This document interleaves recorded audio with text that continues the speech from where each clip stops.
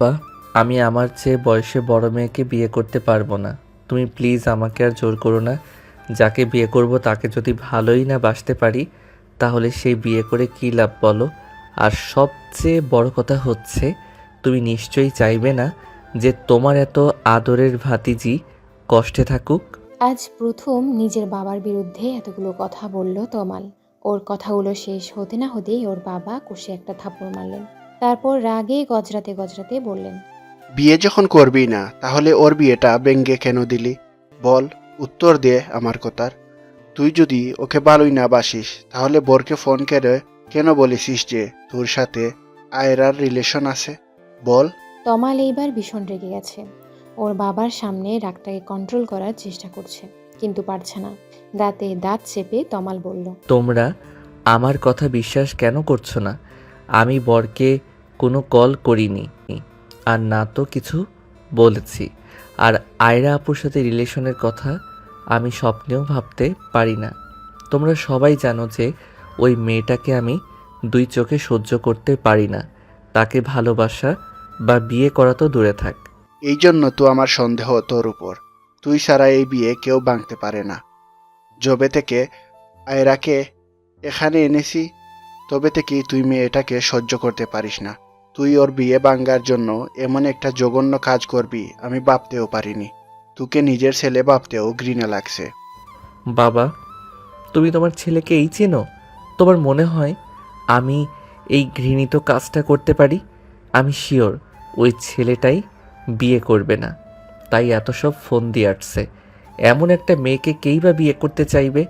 জলজ্যান্ত একটা রোবট। প্রথমে সুন্দরী দেখে হ্যাঁ বলে দিলেও পরে হয়তো ওর ব্যবহার দেখে ওর সাথে কথা বলে আফসোস হচ্ছিল যে এমন একটা মেয়েকে কি করে বিয়ে করবে। তোমাল, তুই এত বড় একটা অন্যায় করার পরেও বড় বড় কথা বলে যাচ্ছিস। লজ্জা করছে না তোর? তোর জন্য আয়রার জীবনটা আমি নষ্ট হতে দেব না। এই সব শোনার পর আর কেউ রাজি হবে না ওকে বিয়ে করতে। আমি তোর মতামত শুনতে চাইনি। আমি শুধু আমার মতামত জানাচ্ছি। বাবা, তুমি আয়রা আপুকে জিজ্ঞেস করে দেখো, আর আমার সাথে বিয়ে দিলে ও আরও দুঃখী হবে। তুমি বুঝতে পারছো না? আমি কিছুতেই ওকে হ্যাপি রাখতে পারবো না। বাবা প্লিজ, তুমি জেনে শুনে ওই মেয়েটার সাথে আমার জীবনটাও নষ্ট করে দিও না। ওর জন্য আরও ভালো পাত্র পাওয়া যাবে। প্লিজ বাবা। ভালো পাত্র? আজকে মান সম্মান না থাকলে তুই ভালো পাত্র দিয়ে কি করবি?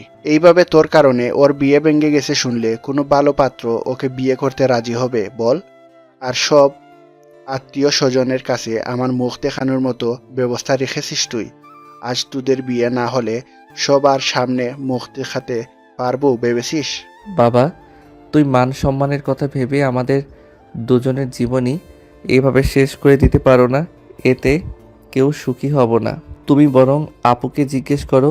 আমি 100% শিওর উনি নিজেও আমাকে বিয়ে করতে চাইবে না। আমি কথা দিচ্ছি, আয়রা আপু রাজি থাকলে আমি ওকে বিয়ে করে নিব। কথাগুলো বলেই তমাল ভাবতে লাগলো যে আয়রা নিশ্চয় ওর থেকে বয়সে ছোট তমালকে বিয়ে করতে রাজি হবে না। যদিও ফোনটাও করেনি, কিন্তু যেই করে থাক, নাম তো ওরই নিয়েছে। কে হতে পারে যে ওকে এত বাজেভাবে ফাঁসিয়ে দিয়েছে?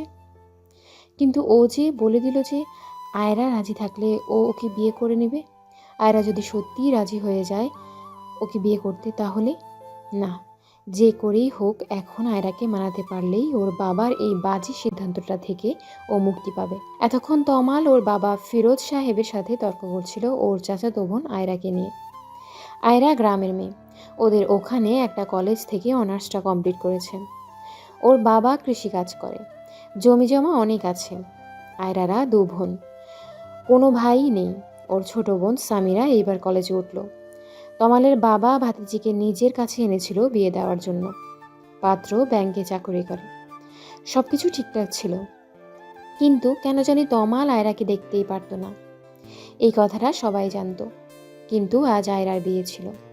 হঠাৎ বরের বাবা ফোন করে জানায় যে তমাল নাকি ওনাদের ফোন করে জানিয়েছে যে আয়রার সাথে তমালের সম্পর্ক ছিল।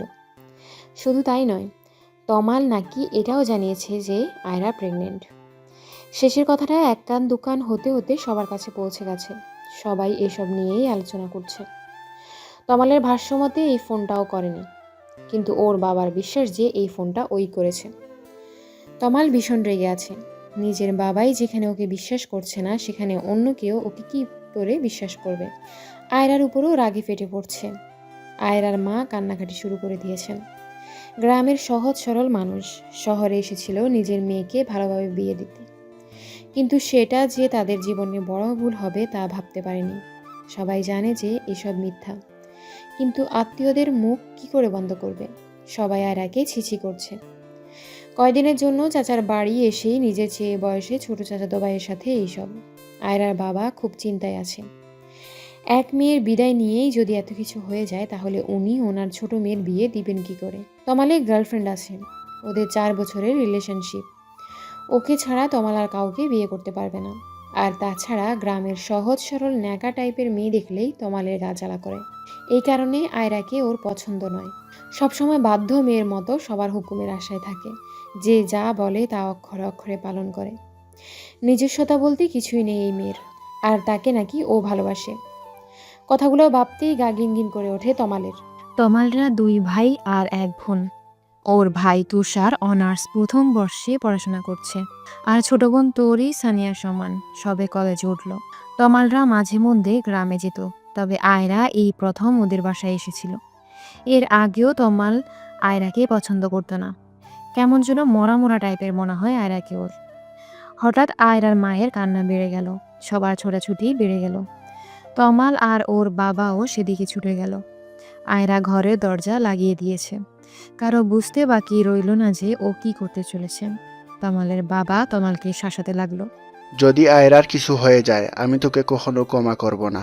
আমি ভুলে যাব যে তুষার ছাড়া আমার আরেকটা ছেলে ছিল। তমাল সবার সাথে দরজায় ধাক্কা দিতে লাগলো আর বলতে লাগলো, আয়রা আপু, তুমি কি পাগল হয়ে গেছো? মানুষের কথায় নিজের জীবন কেন শেষ করতে চাচ্ছ তুমি? আমি বলছি, দরজা খোলো। দেখো, তুমিও জানো আর আমিও জানি যে আমাদের মধ্যে কোনো সম্পর্ক নেই। তাহলে তুমি কেন নিজেকে শেষ করে দিতে চাইছো? টেস্ট করালেই তো সব প্রমাণ হয়ে যাবে। কিন্তু ভেতর থেকে কোনো সাড়া না পেয়ে সবাই আরো বেশি চিন্তা করতে লাগলো। সবাই দরজা ভাঙার প্রস্তুতি নিতে লাগলো। তমালের বাবা তখন বলতে লাগলেন, আয়রা মামনি, তুই দরজা খোল। তমালি তোকে বিয়ে করবে।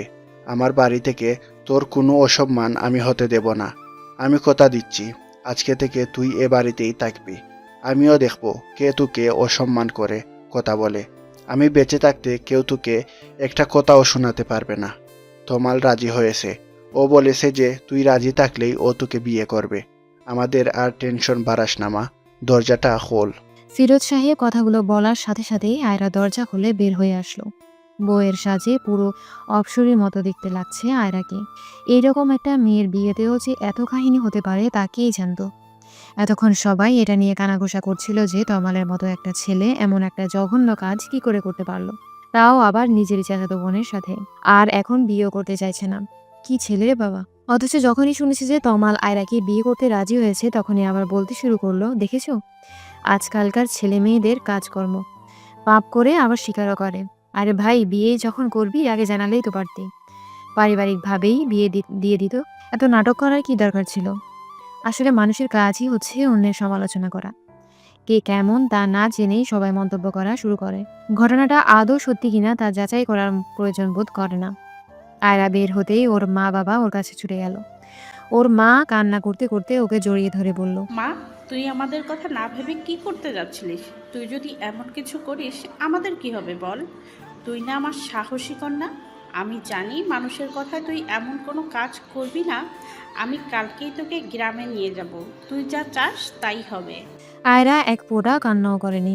বরপক্ষ আসবে না শোনার পর থেকে চুপ হয়ে আছে। একটু আগেই ও যখন দেখলো যে ওর জন্য ওর চাচা নিজের ছেলের সাথেই তর্ক করছেন, তখন ব্যাপারটা ওর কাছে খুব খারাপ লাগছিল। তাই দরজা বন্ধ করেছিল একটু একা থাকার জন্য। কিন্তু সবাই যে উল্টাপাল্টা ভাববে এটা ওর মাথাতেই আসেনি। ওর মায়ের থেকে নিজেকে ছাড়িয়ে নিয়ে আয়রা বলল, মা, তোমরা কি ভাবছিলে বলো তো? আমি কেন সুইসাইড করব? আমি তো কোনো দোষ করিনি। যে দোষ করেছি শাস্তি তো তার পাওয়ার কথা। আর তোমার কি মনে হয় এখন গ্রামে গেলেই সব ঠিক হয়ে যাবে? এই খবরটা কি গ্রামে পৌঁছায়নি? সমস্যা থেকে পালালেই তা সমাধান হয়ে যায় না। সমস্যাকে মোকাবেলা করতে হয়। এটা আমার জীবন, আমার সমস্যা, তাই সমাধানটা আমাকেই খুঁজতে হবে। তোমরা একদম চিন্তা করো না। আয়রার মুখে এমন কথা শুনে নিন্দুকেরা আরও কানাঘুষা শুরু করে দিল, কিন্তু আয়রার সেদিকে কোনো ভ্রুক্ষেপ নেই। ও সোজা তমালের সামনে গিয়ে দাঁড়ালো। আয়রার মাত্র বলা কথাগুলো শুনে তমাল যেন হা হয়ে গেছে। ও কল্পনাও করতে পারেনি যে আয়রা এত সুন্দর করে গুছিয়ে কথা বলতে পারে। তমাল এটা ভেবে খুশি হলো যে আয়রা নিশ্চয়ই খুব বুদ্ধিমতী একটা মেয়ে হবে, আর ও নিশ্চয়ই নিজের জীবন নষ্ট করার জন্য তমালকে বিয়ে করতে চাইবে না। কারণ ফোনটা তমাল না করে থাকলেও সবাই জানে যে ফোনটা ওই করেছিল। সেই অনুযায়ী ওর মতো একটা ছেলেকে আয়রা নিশ্চয়ই বেছে নেবে না বিয়ে করার জন্য। ওর জীবনের সমস্যা ও নিজেই সলভ করবে। কিন্তু আয়রা ওর দিকে যতই এগিয়ে আসছে তমালের হার্টবিট ততই বাড়ছে। আয়রাকে ও একটা নরম মেয়ে ভেবেছিল, কিন্তু এখন তো একটা সাহসী মেয়ে বলেই মনে হচ্ছে। আয়রা তমালের একদম সামনে এসে থেমে গেল। তমাল ভাবছে যে এইবার হয়তো আয়রা ওকে একটা থাপ্পড় দিয়ে জানতে চাইবে যে ও ওর সাথে এমনটা কেন করলো। কিন্তু আয়রা ওকে অবাক করে দিয়ে জিজ্ঞেস করলো। তুমি কি সত্যি আমাকে বিয়ে করতে রাজি হয়েছো তমাল? আয়রার মুখ থেকে কথাটা শুনে তমাল কি বলবে বুঝে উঠতে পারছে না। আজ প্রথম আয়রার এমন ব্যবহার দেখে এমনিতেই বিস্মিত হয়ে গেছে ও। তার উপর আবার ওকে জিজ্ঞেস করছে বিয়ে করতে রাজি হয়েছে কিনা। মেয়েটি আসলে কি চাইছে বুঝতে পারছে না তমাল। আয়রা সবার সামনে ওকে এমনভাবে কথাটা জিজ্ঞেস করছে যেন ও নিজেও এটাই চাচ্ছিল। তমালকে চুপ থাকতে দেখে আয়রা আবার বলল। দেখো তমাল, আমি তোমাকে জোর করছি না। তুমি যদি সত্যি আমাকে বিয়ে করতে চাও, আমার কোনো আপত্তি নেই। আমি তোমাকে বিয়ে করতে রাজি আছি। তুমি আরেকটু ভেবেচিন্তে তারপর সিদ্ধান্ত নাও। শুধুমাত্র সবার জোরাজুরিতে তুমি তোমার জীবনে এত বড় কোনো সিদ্ধান্ত নাও, এটা আমি চাই না। আমি আবারও জানতে চাইছি, তুমি কি সত্যি আমাকে বিয়ে করতে চাও? তমাল রাগে ফুঁসতে ফুঁসতে বলল। তুমি তো রাজি হবেই। আমার তো মনে হয় যে এই সব কিছুর পেছনে তোমারই হাত আছে। 1 মিনিট, সত্যি তো এসব তোমার প্ল্যান নয়? না মানে আমাকে বিয়ে করার জন্য তুমি এসব করনি তো? আমার তো এখন তোমাকেই সন্দেহ হচ্ছে। আমার পুরো পরিবারকে বশ করে নিয়ে আমাকে তাদের কাছে খারাপ বানাচ্ছ। তোমার বুদ্ধির তারিফ করতে হয় মিস্টার তমাল। আমাকে কি মনে হয় তোমার কাছে? আমি কি এতটাই বোকা যে খাল কেটে কুমির আনবো? আর তোমাকে বিয়ে করার যদি আমার এতই শখ থাকতো, তাহলে কি আমার নিজের বিয়ে ভেঙে এত নাটক করতাম? নিজের আর পরিবারের মান মর্যাদা খুঁয়েই কাজটা করতে হতো না। বড় আব্বুকে বললেই কাজটা হয়ে যেত। এমনও তো হতে পারে যে তুমি এটুকু বলতে না বলতেই পাশ থেকে তমালের বাবা ওকে ধমক দিয়ে উঠলেন। তমাল, তোর কি মাথা খারাপ হয়ে গেছে নাকি? কি সব আবুল তাবুল বলছিস? তুই বলেছিলি যে আয়রা রাজি হলে তুই ওকে বিয়ে করবি। এইবার তো ওর মতামত শুনলি। আমি আর সময় নষ্ট করতে চাই না। এমন সময় তুষার এসে বলল। বাবা, কিছু মনে না করলে একটু কথা বলতাম। না মানে, ভাইয়া আয়না আপুকে পছন্দ করে না। তুমি না হয় জোর করে ওদের বিয়ে দিবে, কিন্তু তারপর তারপর কি হবে তুমি কি একবারও সেটা ভেবে দেখেছো? ওরা কখনো সুখী হবে না। তাহলে জোর করে এ বিয়ে দেওয়া মানে কি হয়? আমি বলছিলাম যে ভাইয়াকে কেন জোর করতে হবে? আমি তো আছি। যদি তোমাদের কারো কোনো অমত না থাকে তো। আর সবচেয়ে বড় কথা, আয়না আপু রাজি হলে। মাথা নিচু করে কথাগুলো বলা শেষ করেই তুষার সবার মুখের দিকে তাকায়। তমাল যেন আলোর দিশা খুঁজে পায়, কিন্তু ওর বাবার হুঙ্কারে সম্বিত ফিরে পায় দুই ভাই। তোমরা কি ভুলে যাচ্ছ যে তোমাদের বাবা এখনো বেঁচে আছে, আর সে তোমাদের সামনেই আছে? তুষার, তুই এর মাঝে নাক গলাবি না। আর তমাল, ছোট ভাইকে দেখে শিখতে হবে তোর। ওর যেটুকু আত্মসম্মান বোধ আছে, তোর সেটুকুও নেই। আমার সিদ্ধান্তই শেষ সিদ্ধান্ত। বেশি কথা না বলে বিয়ের জন্য তৈরি হয়ে যা। তারপর তমাল ওর অনিচ্ছা সত্ত্বেও আয়রাকে বিয়ে করে নিল। নিজের বাবা আর আয়রাকে ওর চরম শত্রু মনে হচ্ছিল। আস্তে আস্তে সবকিছু স্বাভাবিক হয়ে গেল। আত্মীয়রা সবাই এক এক করে চলে যেতে লাগলো। আয়রার পরিবার আর ওর একমাত্র ফুফুর পরিবার রয়ে গেল। বাকি সবাই চলে গেল। রাত 10টার বেশি বেজে গেছে। আয়রা ওর বোন সানিয়া আর তরির সাথে তমালের রুমে বসে অপেক্ষা করছে। আয়রা এর মধ্যে বিয়ের শাড়ি পরিবর্তন করে একটি 3 পিস পরে নিয়েছে। সানিয়া আর তরি ভয়ে আছে যে তমাল যে আজ আয়রাকে আরো কি কি কথা শোনাবে কে জানে। ওর যে রাগ, তরি তো তমালকে ভীষণ ভয় পায়। ওর সামনে জোরে কথা পর্যন্ত বলে না, অথচ তুষারের সাথে কত ফ্রি। সানিয়া আর আয়রার সাথেও তুষার অনেক ফ্রিলি কথা বলে। এই কারণে সবাই তুষার ভাইয়া বলতে পাগল। আর তমালের ধারে কাছেও কেউ যায় না ভয়। অথচ সেই তমালের জন্যই আয়রাকে আজ অপেক্ষা করতে হচ্ছে। আয়রা তরি আর সানিয়াকে উদ্দেশ্য করে বলল। তোরা চলে যা তো এখন, অনেক রাত হয়ে গেছে, গিয়ে শুয়ে পড়। আমিও শুয়ে পড়ি। উনি যখন আসে আসুক। তোদেরকে এত রাত পর্যন্ত কে অপেক্ষা করতে বলেছে বল? আর আমারও ঘুম পাচ্ছে। সানিয়া আয়রাকে উদ্দেশ্য করে বলল। এত কিছুর পরেও তোমার ঘুম পাচ্ছে আপু? তমাল ভাইয়া তোর সাথে কেমন ব্যবহার করবে তা ভেবে তার ভয় লাগছে। আমার তো ভয় আত্মা শুকিয়ে যাচ্ছে। তোকে একা ফেলে যেতে তো মন চাচ্ছে না।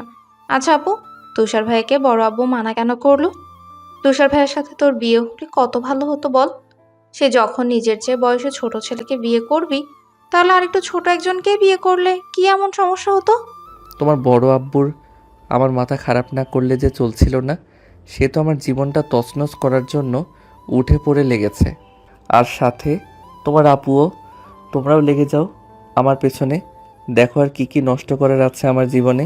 সানিয়া তো ভয়ে চুপসে গেল, চুপচাপ ঘর থেকে বের হয়ে গেল। তরি যাওয়ার আগে কিছুটা সাহস নিয়ে তমালকে বলল। ভাইয়া প্লিজ আয়রা আপুকে বকাবকি করো না, এখানে আপুর তো কোনো দোষ নেই। আমি জানি না বাবা এমন সিদ্ধান্ত কেন নিলেন, যাই হোক আয়রা আপুকে কষ্ট দিবে না একদম, তাহলে কিন্তু ভালো হবে না। কথাগুলো বলেই তরি ওখান থেকে চলে গেল। তমাল কি বলবে না বলবে বুঝতে পারছিল না। ও কিছু বলার আগেই তরি আর সানিয়া রুম থেকে বের হয়ে গেল। তমাল বিছানার দিকে তাকাতেই দেখতে পেল যে আয়রা সুন্দর করে ওর বিছানাটা দখল করে শুয়ে আছে। চোখ বন্ধ করে থাকলেও তমাল জানে যে আয়রা এখনো ঘুমায়নি। আয়রা চোখটা খুলে তমালের দিকে তাকিয়ে স্বাভাবিকভাবেই বলল। দরজাটা লাগিয়ে দিয়েছো কি? না হলে দেখা যাবে কে কখন রুমে এসে ঢুকে পড়েছে। এখন তো এটা আর তোমার একার রুম নয়, এইটা আজ থেকে আমারও রুম। বিয়ে করেছি তোমাকে, সো নিজের রুমে ঘুমাবো না তো কি এখন অন্য কোথাও গিয়ে ঘুমাবো নাকি? লাইটটা অফ করে দিয়ে শুয়ে পড়ো। লাইট জ্বালানো থাকলে আমার ঘুম আসতে চায় না। তমাল নিজের রাগটাকে আর কন্ট্রোল করতে পারছে না। আয়রার দিকে এগিয়ে গিয়ে আয়রার হাত ধরে টানতে লাগলো আর বলতে লাগলো। এক্ষুনি আমার রুম থেকে বের হয়ে যাবে। তোমার যেখানে খুশি থাকো গিয়ে। আমার রুমে তোমার কোনো জায়গা নেই। তোমার মতো একটা নির্লজ্জ মেয়ের সাথে আমি থাকতে পারবো না। এক বিছানায় তো দূরে থাক, তোমার সাথে আমি এক রুমেও থাকতে পারবো না। আয়রা এক ঝটকায় নিজের হাতটা ছাড়িয়ে নিয়ে অন্যদিকে মুখ ঘুরিয়ে শুয়ে পড়ল আর আস্তে আস্তে বলল। তুমি আমার সাথে থাকতে না চাও, যেখানে খুশি গিয়ে থাকতে পারো, আমার কোনো আপত্তি নেই। কিন্তু আমি কোথাও যেতে পারবো না। নিজের স্বামীর পাশে থাকবো, এতে ব্যাহাপনার কিছু তো দেখছি না আমি। তমাল নিজেও আয়রার পাশে শুয়ে পড়ল আর বলতে লাগলো। কত বড় সাহস তোমার! আমার রুম থেকে আমাকেই তাড়াচ্ছ? বিয়ে হয়েছে বলে কি মনে হচ্ছে কোনো অদৃশ্য পাওয়ার পেয়ে গেছো? আগে তো পুরো মেনি বিড়াল হয়ে থাকতে। আমার তো এখন মনে হচ্ছে যে এসবের পিছনে তোমারই হাত আছে। তুমি আমাকে ভালোবাসো তাই না? স্বীকার কেন করছো না? বিয়ে তো করেই নিয়েছো, এইবার অন্তত নিজের ভুলগুলো স্বীকার করো। কথাগুলো বলতেই তমাল আয়রাকে নিজের দিকে ঘুরিয়ে নিল। তারপর আয়রার চিবুকটা হাত দিয়ে ধরে বলতে লাগলো। এত তেজ কোথায় ছিল বলো তো? তোমার এই তেজ ভাঙাতে না আমার বেশি সময় লাগবে না। তোমার আসল রূপ আমি সবার সামনে এনেই ছাড়বো। Just wait and see. কথাগুলো বলেই তমাল আয়রা চিবুক ছেড়ে দিয়ে পাশ ফিরে শুয়ে পড়ল। আয়রা এতক্ষণ তমালের কথা শুনছিল।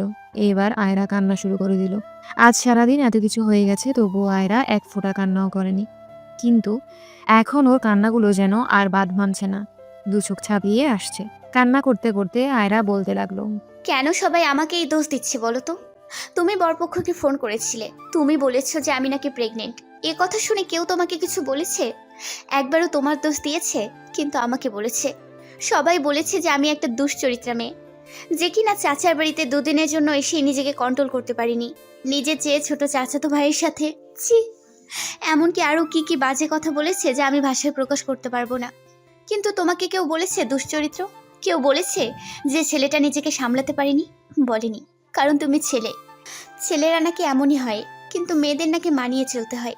আমার শুধু বিয়েটা ভাঙেনি, আমার সম্মান, আমার বাবা মায়ের সম্মান সব কিছু তুমি ধুলোয় মিশিয়ে দিয়েছো।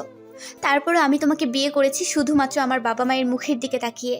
আমার বাবা মা নিজের মান সম্মান বাঁচাতে আমাকে এখানে নিয়ে এসেছিল, কিন্তু কী লাভ হলো? সেই মান সম্মান তো ধুলোর সাথেই মিশে গেল। আমাকে বিয়ে দেওয়ার জন্য এখানে কেন আনা হয়েছিল তুমি কি জানো?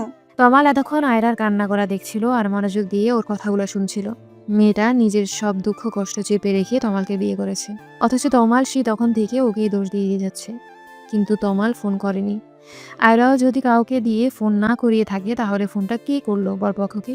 তমাল কিছুতেই এটা মিলাতে পারছে না। তমালকে চুপ থাকতে দেখে আয়রা আবার বলতে লাগলো। কি হলো এখন? এমন ভাঙা রেডিওর মতো থেমে গেলে কেন? উত্তর দাও।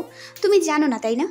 এই বাসার প্রত্যেকটা মানুষ হয়তো জানে আমাকে এখানে কেন আনা হয়েছে, কিন্তু তুমি এখনো জানো না? তুমি এত আজব মানুষ কেন বলো তো? কেউ তোমাকে জানায়নি নাকি তুমি নিজেই শোনার প্রয়োজন বোধ করনি? এখনো কি জানতে চাও না? কামাল বুঝতে পারছে না যে ওর কি বলা উচিত।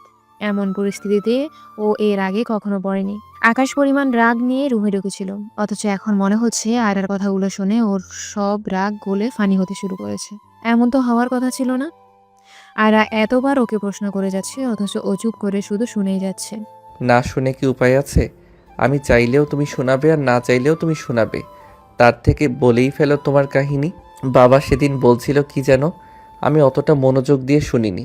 সবাই কথা বলছিল, তোমার কোনো কথা শোনার কোনো আগ্রহ আমার ছিল না, তাই শোনা হয়নি। আজ তো না শুনলে তুমি আমাকে ঘুমাতে দেবে বলে মনে হয় না।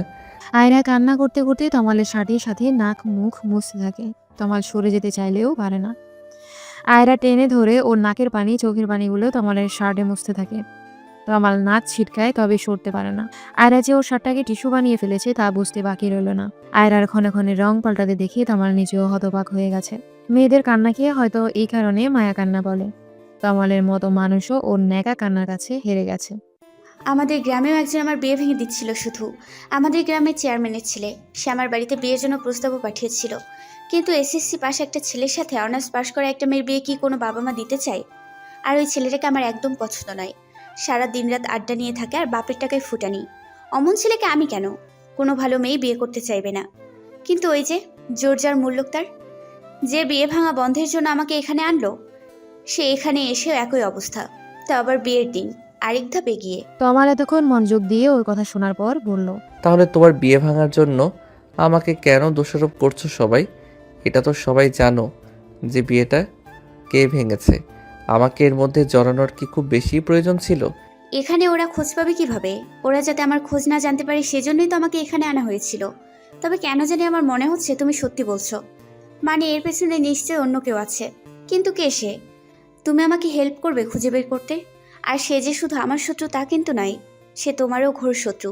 না হলে তোমাকে এর মধ্যে জড়াতো না। আমাকে বিশ্বাস করার জন্য থ্যাঙ্কস। অন্তত একজন তো আমাকে বিশ্বাস করেছে। আমি অবশ্যই আসল কালপ্রিটকে খুঁজে বের করব। এত জঘন্য কাজ কে করতে পারে? তাকে তো তার প্রাপ্য পেতেই হবে।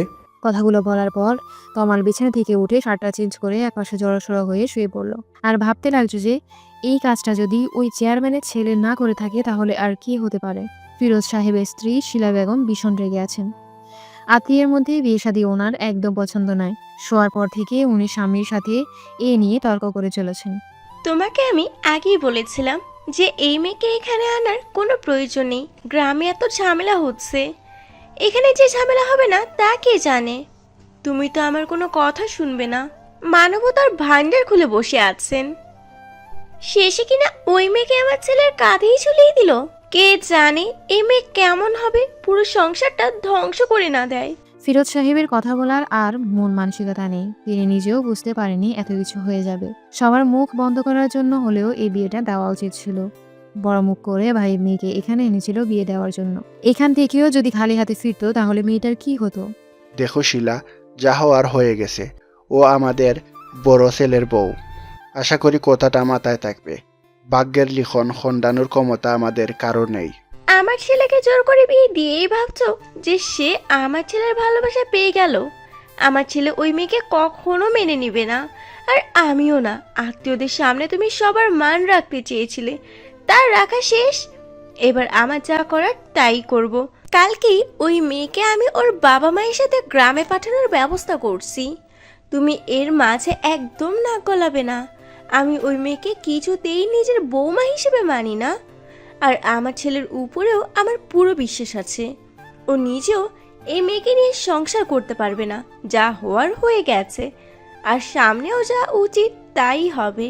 ফিরোজ সাহেব নিজের স্ত্রীকে ধমক দিয়ে বললেন, তোমার মাথা কি খারাপ হয়ে গেছে? কি আবুল তাবুল বলছো? একটা পবিত্র সম্পর্ক শুরু না হতেই তুমি শেষ করে দেওয়ার কথা ভাবছো কি করে? তুমি কি মানুষ? আমার ছেলেকে আমি ভালো করেই চিনি। ও এমন কিছুই চাইবে না, আর না তো আমি এমন কিছু হতে দেব। আয়রা এই বাড়িতেই থাকবে, কোথাও যাবে না। আশা করি কাল এই নিয়ে আর কোনো ঝামেলা করবে না। এর ফল কিন্তু ভালো হবে না। শিলা আরো কিছুক্ষণ বকবক করে থেমে গেলেন। স্বামীর সাথে যত ঝগড়াই করুক না কেন সবার সামনে তার বিরুদ্ধে কথা বলার সাহস তার নেই। আর তার কথায় ফিরোজ সাহেব শুনবে না জেনেও এতক্ষণ তর্ক করলো। তার ক্ষমতা থাকলে তো এই বিয়েটা হতেই দিত না। তুষার ছাদে গিয়ে একটার পর একটা সিগারেট শেষ করছে আর ভাবছে যে ওর মা আত্মীয়র সাথে বিয়ে শাদী পছন্দ করে না বলে আয়রাকে বিয়ে করার দুঃসাহস দেখাতে পারেনি। অনেকবার বলতে চেয়েও ওর বাবা মাকে বলতে পারেনি কথাটা, অথচ আজ ওরই ভাইয়ের সাথে বিয়ে হয়ে গেল।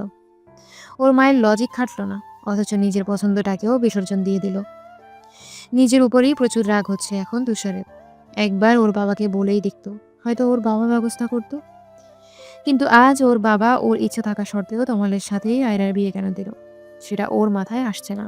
তমাল তো আয়রাকে মোটেও পছন্দ করে না, কিন্তু এখন তমাল যদি আয়রার সাথে নাও থাকে তবুও তো আয়রাকে পাবে না।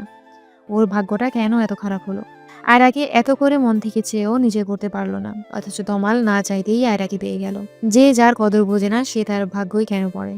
আয়রা কি ভালো থাকবে তমালের সাথে? তমাল কি আদৌ ভালোবাসতে পারবে আয়রাকে? অনেক রাত পর্যন্ত এসব ভাবতে থাকে তুষার। তমাল সকালে ঘুম থেকে উঠে ফ্রেশ হয়ে এসে দেখে যে আয়রা তখনও ঘুমাচ্ছে। তরি এসে একবার ডেকে গেছে নাস্তা করার জন্য। রাতে অনেকক্ষণ কান্না করে তারপর ঘুমিয়েছে, তাই তমাল ওকে ডাকতে যাচ্ছিল না। কিন্তু আবার সানিয়া ডাকতে এসেছে, তাই অনিচ্ছা সত্ত্বেও তমাল আয়রাকে আস্তে আস্তে ডাকতে লাগলো। আয়রার সেদিকে যেন কোনো খেয়ালই নেই যে কেউ একজন ওকে ডাকছে। হঠাৎ চোখ খুলেই তমালকে দেখতে পেয়ে লাফ দিয়ে ওঠে আয়রা। তারপর চোখ কসলাতে কসলাতে বলতে থাকে, তুমি এখানে? ওহ সরি, আসলে ঘুম থেকে উঠে ভুলেই গিয়েছিলাম যে কাল আমার বিয়ে হয়েছে। তমাল রুম থেকে বের হওয়ার সময় বলতে লাগলো, ভাগ্যি সেটা ভুলে যাওনি যে কার সাথে বিয়ে হয়েছে। কিছু বললে মনে হয়? না, বললাম যে ফ্রেশ হয়ে তাড়াতাড়ি চলে আসো, আর যেন কাউকে পাঠাতে না হয়। বাথরুমে ঢুকে আয়রা মনে পড়লো যে ওর সবকিছুই তো তোরের রুমে। সানিয়া, তরি আর ও এই কয়দিন একসাথেই থাকতো। তারপর ওই রুম থেকে বের হয়ে আয়রা তরির রুমে চলে গেল। তমাল ডাইনিং টেবিলে গিয়ে দেখলো যে ওর ফুফুরা সবাই নাস্তা করতে বসেছে, বাড়ির বড়রা সবাই বসেছে, কিন্তু ওর মা আসেনি। তার নাকি মাথা ব্যথা করছে। তমাল বুঝতে পারলো যে ওর মা কেন আসছে না। ওর মাকে ওর চেয়ে ভালো আর কেউ জানে না হয়তো। ও না গেলে যে ওর মা আসবে না তা বুঝতে পেরে ওর মাকে ডাকতে চলে গেল। ওর মায়ের রুমে ঢুকে খাবার খেতে যেতে বলতেই ওর মা বলতে লাগলো, তুইও তো শুধু তোর বাবার কথাই শুনবি, আমার কথার কি কোনো মূল্য আছে কারো কাছে? তোর বিয়ে নিয়ে আমার কত স্বপ্ন ছিল, সব শেষ করে দিলি তোরা। এখন আমাকে কেন লাগবে? যা তোর বউয়ের কাছে যা, আমাকে ডাকতে হবে না। মা, আমাকে যেন আর কিছু বলতে না হয়। তাড়াতাড়ি চলো, সবাই অপেক্ষা করছে তোমার জন্য। ফুপুরা চলে যাবে, নাটক বাদ দিয়ে চলো। শিলা বিছানা থেকে উঠে বলল, আমি যাচ্ছি, তবে ওই মেয়ে যেন আমার সামনে না আসে। ওই মেয়ের সাথে আমি এক বাড়িতে থাকতে পারবো না। ও যেন ওর বাবা মায়ের সাথে আজকে চলে যায়। তখন ফিরোজ সাহেব এসে বললেন, আয়রা কোথাও যাবে না। তমাল যেখানে থাকবে আয়রাও সেখানে থাকবে।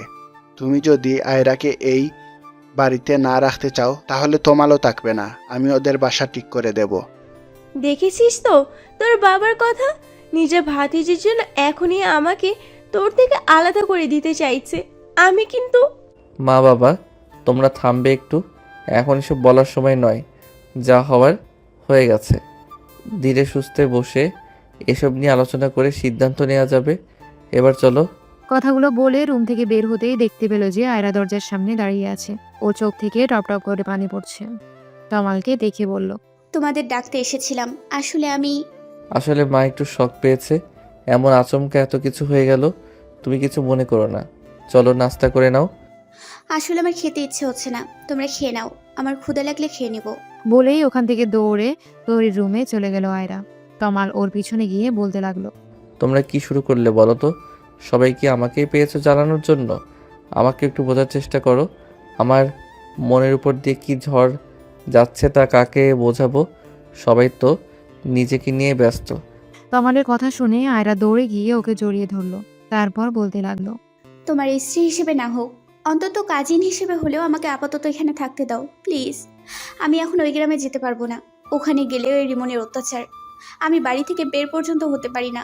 আর এখন তো আরও বেশি করে আমার পেছনে লাগবে, বলবে যে বাইরে এসেও আমার বিয়ে হলো না।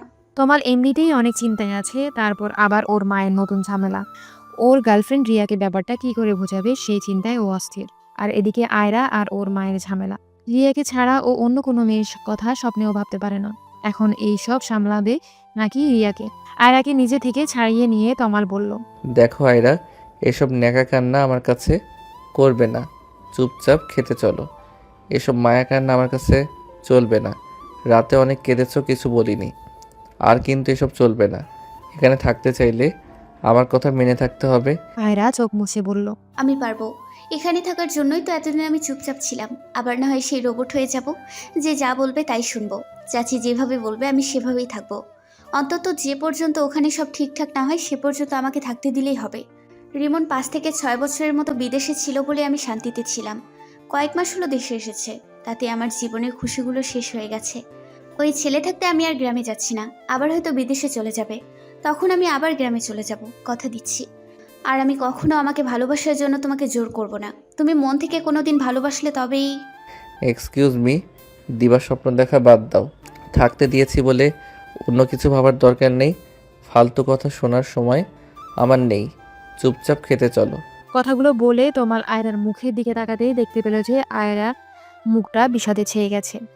ও হয়তো একটু বেশি বলে দিয়েছে, কিন্তু ও যে প্রেশারের মধ্যে আছে তাতে চাইলেও ভালো করে কথা বলতে পারছে না। আয়রা কি করবে আর রিয়ালি বা কি করবে, ও কিছুই বুঝতে পারছে না। একদিকে নিজের ভালোবাসা আর অন্যদিকে নিজের দায়িত্ব, যার এখন কোনো একজনের সাপোর্ট দরকার। আর সেই একজন ওকেই হতে হবে, না হলে মেয়েটা ভেঙে টুকরো হয়ে যাবে। কোন দিকে যাবে তমাল? আয়রার বাবা মা চলে যাবে জন্য ওর মনটা খুব খারাপ। ও সবার সাথে বসে গল্প করছে, একটু পরেই চলে যাবে ওনারা। তরি দেখলো যে তমাল ওর রুমেই আছে।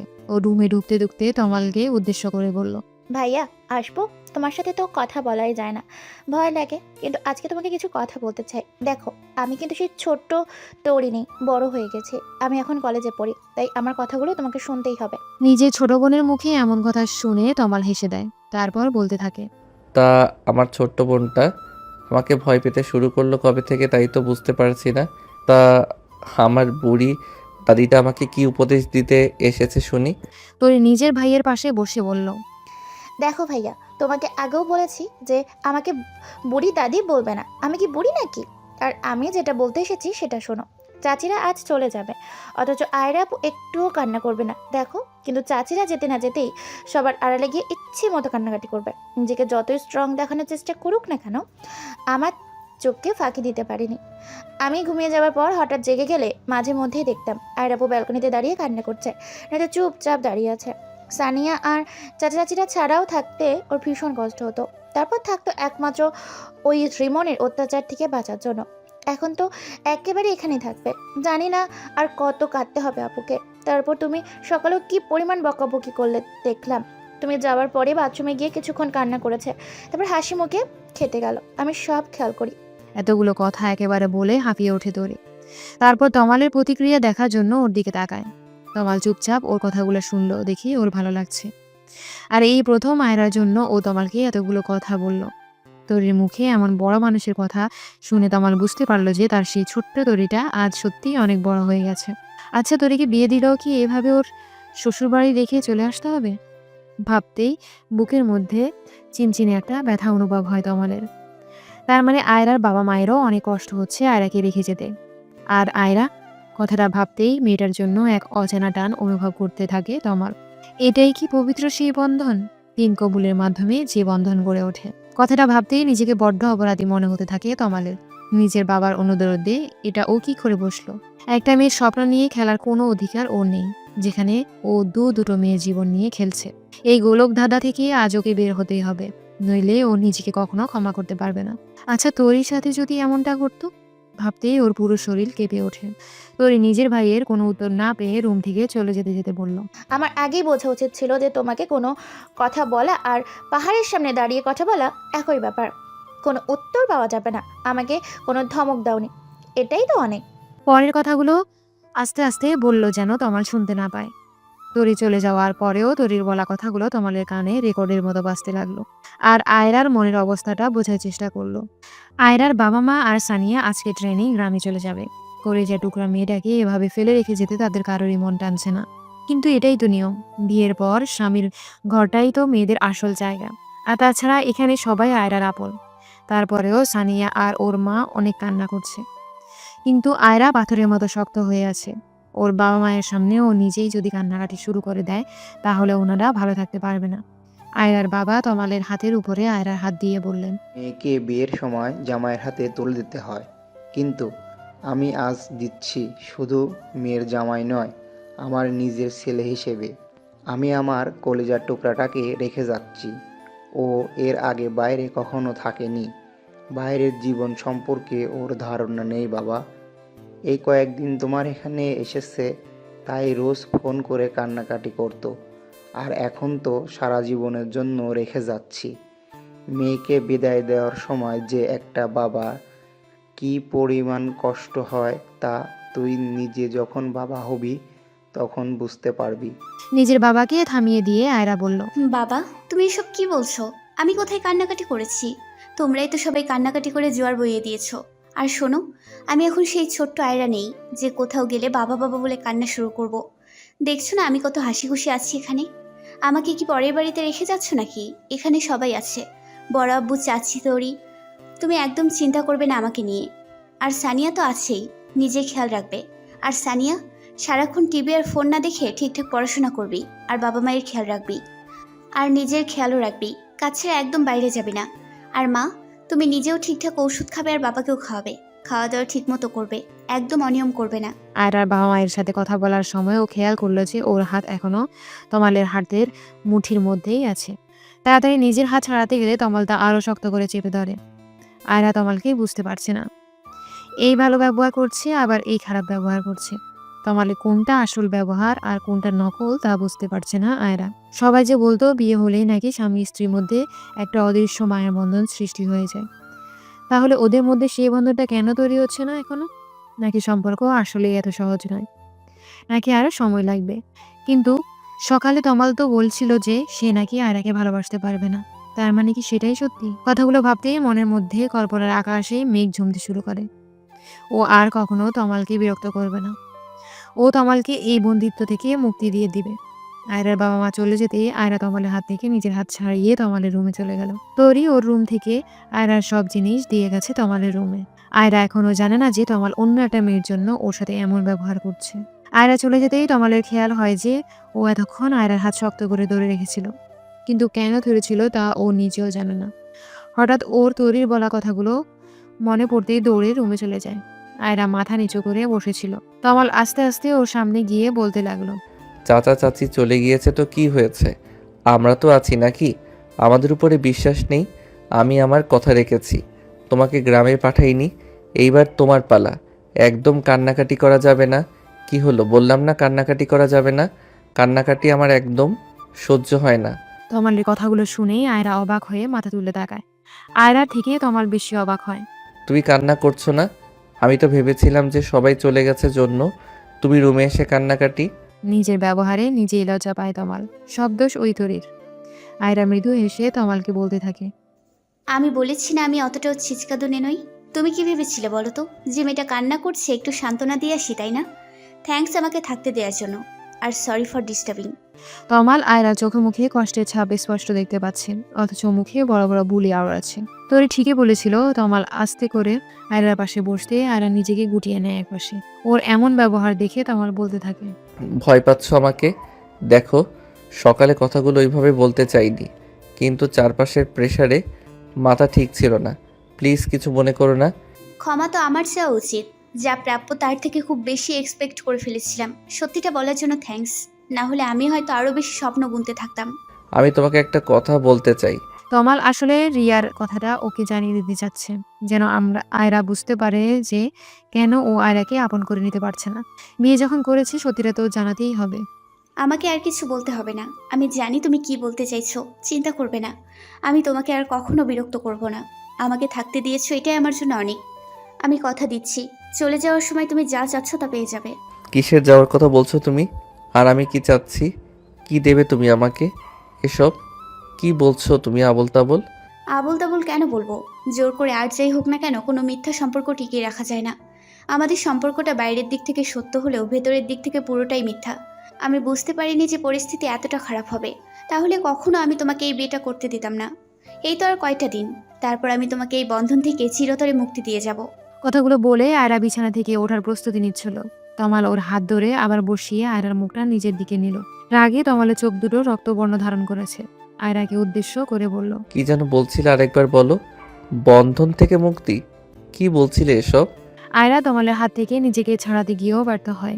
তমালের চোখের দিকে তাকাতেই ওর ভয় হতে থাকে। তমালের এমন রূপ দেখিয়ে ওর আত্মা শুকিয়ে যায়। আয়রা শুকনো কণ্ঠে সাহস সঞ্চার করে বলে, ডিভোর্স। কথাটা বলার সাথে সাথেই আয়রা কিছু বুঝে ওঠার আগে ওর গালে একটা থাপ্পড় পড়ল।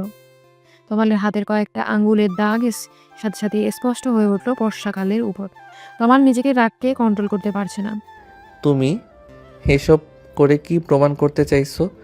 মহান শাস্তি চাইছো? আমাদের সম্মানের কথা বাদ দিলাম, নিজের বাবা মায়ের কথাটাও ভাববে না একবার? বিয়েটাকে ছেলে খেলা মনে হয় তোমার কাছে? যখন খুশি করলে, যখন খুশি ভেঙে দিলে, তারপর যে কি হবে তা একবারও ভেবে দেখেছো? সবার অনুভূতির কোনো মূল্য নেই তোমার কাছে? তমালের কথা শুনে আয়রা তখন চোখের জলগুলোকে মুক্ত করে দিল। তারপর কান্না করতে করতে বলল, বাহ, আপনি সবার দিকটা দেখছেন, অথচ আমার দিকটা একবারও ভেবে দেখেছেন? সবাইকে খুশি রাখবো, আর দিন শেষে আমার কি হবে?